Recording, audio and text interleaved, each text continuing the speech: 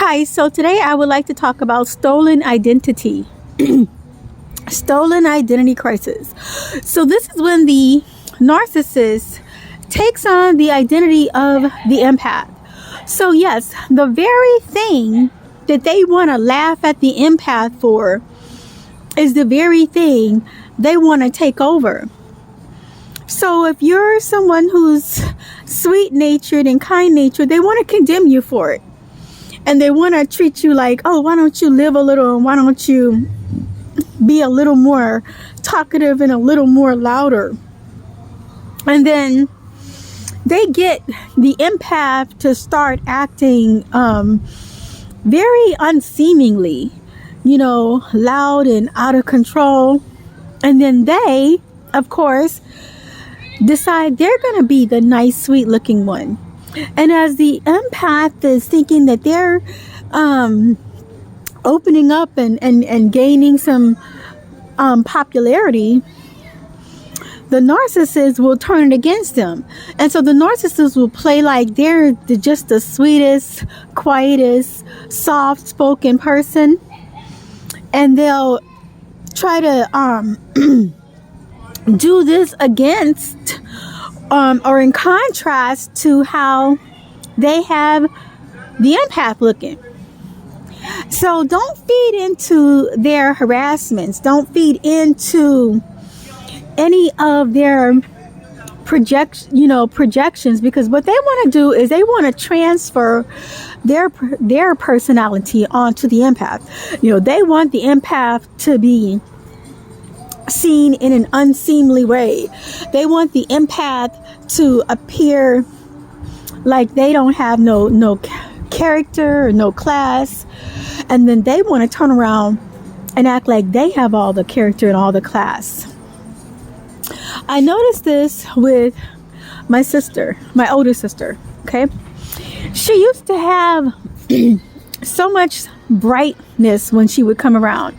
She was the one who really cheered up the whole atmosphere when she came around, and everybody could feel the light and they could feel the joy and just that energy that she brought when she came by.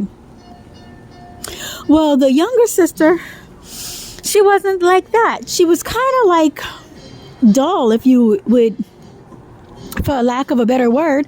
I mean, she had personality. She knew how to have moments of like really speaking up and moments of getting laughter, but she didn't come in with that burst of light. She didn't come in with that burst of energy and that burst of brightness and funness like my older sister did. So now I'm seeing that the older sister, she has less and less energy, less and less light. It's like she's fighting to be spontaneous again. She's fighting to have that spark that she used to have again. And now my younger sister has really stolen her identity. So she swapped identities with my older sister. And so now my younger sister has all the spark and all the liveliness when she comes around. And she tries to act like she's the light, but she doesn't have the same light. See, this is the thing. They can mimic the empath, but they still don't have that light that the empath has. So no matter how much she tries to talk like she's so fun and she's so cheery and got it going on and she's so popular and in the now and in the know, no matter how much she does that, she still doesn't have the light that my older sister had. But the sad part about it is that my older sister no longer has that light, as much of that light that she used to have before.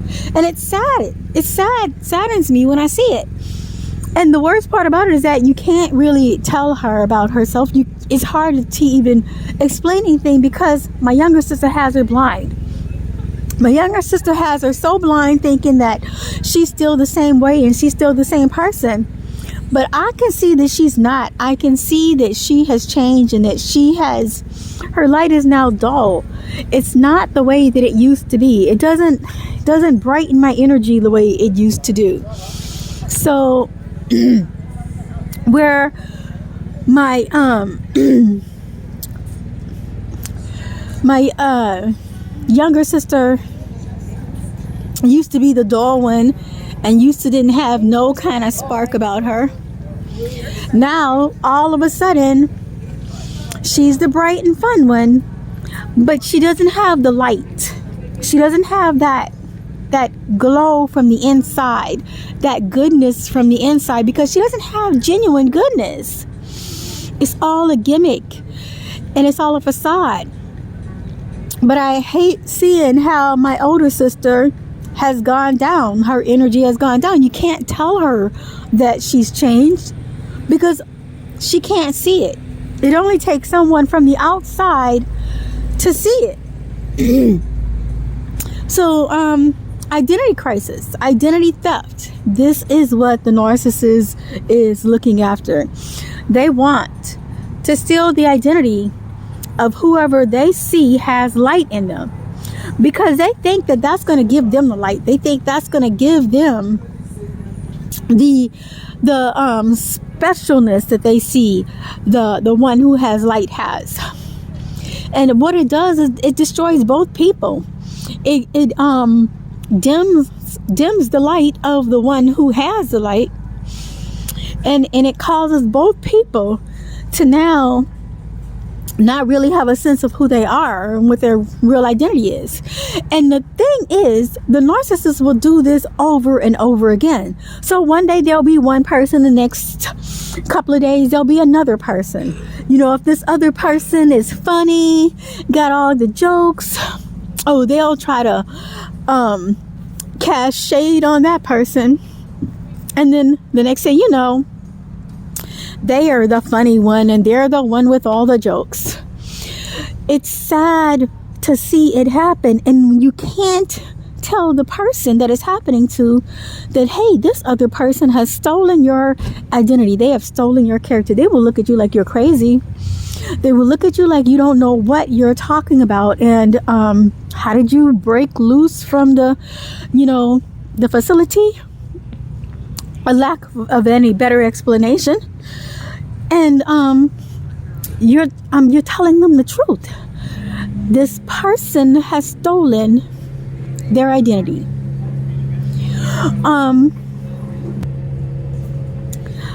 Identity crisis happens more often than we know. It happens in ways that we are not paying attention to, because we think we're the same. We can feel a little bit different, but we don't think we're that different. We don't realize just how much has been taken away until you look back in hindsight on it. And when you look back in hindsight on it, you realize I used to be fun. I used to laugh a lot. I used to be free in speaking up. I used to didn't be as timid as I am. You know, I wasn't as overly cautious as I am. You know, and so it's only in hindsight do you realize how much has been stolen, how much of your identity has been taken away from you. Hey. And so, you know, it takes an outside person to bring it out to you. And I mean, maybe someone who has the touch and has the way of addressing people, maybe they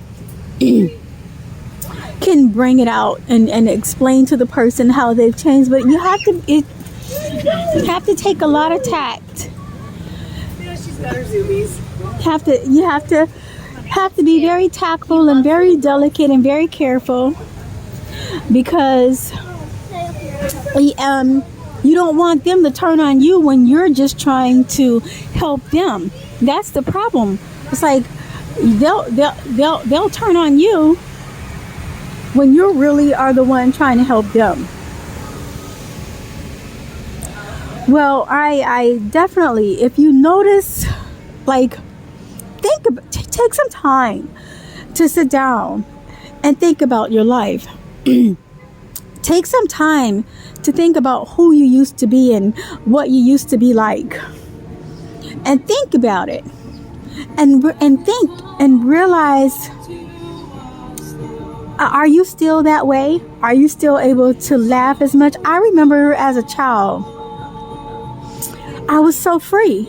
I just remember feeling free and not having any real fear. And I know children don't normally have fear, but I mean, I really had a sense of no fear.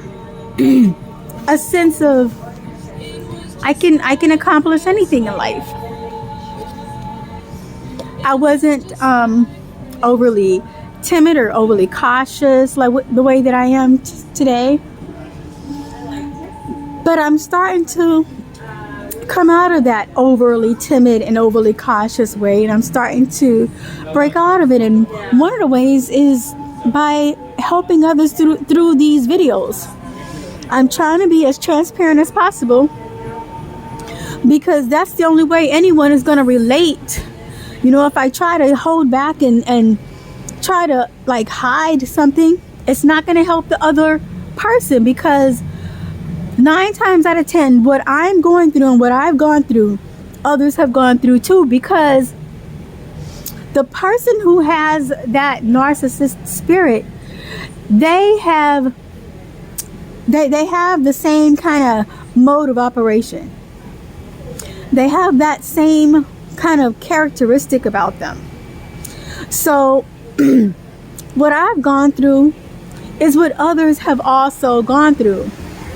And by being truthful, it helps others to come through it themselves.